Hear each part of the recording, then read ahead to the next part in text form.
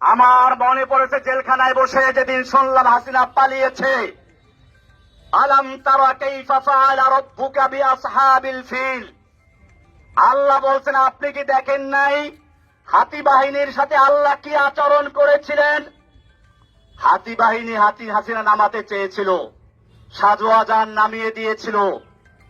আল্লাহ বলছেন আলাম ইয়াজআল কাইদাহুম ফি তাদলিল, তার এই জঙ্গি জঙ্গি খেলার চক্রান্ত আল্লাহ কি ব্যর্থ করে দেন নাই? ওয়া আরসালা আলাইহিম তায়রান আবাবিল, আল্লাহ বলছেন আব্রাহাকে ধ্বংস করার জন্য ঝাঁকে ঝাঁকে পাখি পাঠিয়ে দিয়েছিলেন। তৈরান মানে পাখি, আবাবিল মানে ঝাঁকে ঝাঁকে। আমার দেশে বলা হয় আবাবিল পাখি। আমি তখন মনে করলাম এই প্রাইমারি স্কুলের ছাত্র, হাই স্কুলের ছাত্র, নাবালিক শিশু পর্যন্ত যখন ময়দানে ছাড়িয়ে পড়েছে, এটা আল্লাহ তোমার আবাবিল পাখি চলে এসেছে। হাসিনার কোন ক্ষমতা ছিল না মোকাবেলা করার মতো। আমি ধন্যবাদ জানাই বাংলাদেশের সেনাবাহিনীকে সময় মতো পদক্ষেপ নেওয়ার জন্য, যে তারা কোন দলে আনুগত্য না করে বাংলাদেশের জনগণের পাশে দাঁড়িয়েছিল।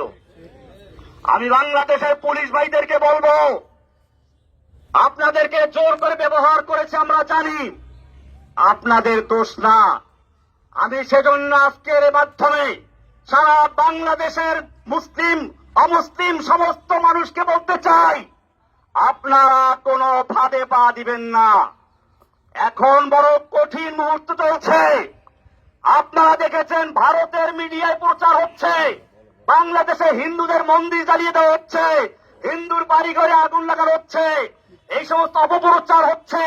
খবরদার, আমি আপনাদেরকে কঠোরভাবে বলছি, কোন হিন্দুর উপরে আক্রমণ যেন না হয়, কোন মন্দিরকে আগুন দিতে না পারে, সেজন্য আপনাদেরকে অতন্ত্র প্রহরে পাহাড় হবে ইনশাআল্লাহ।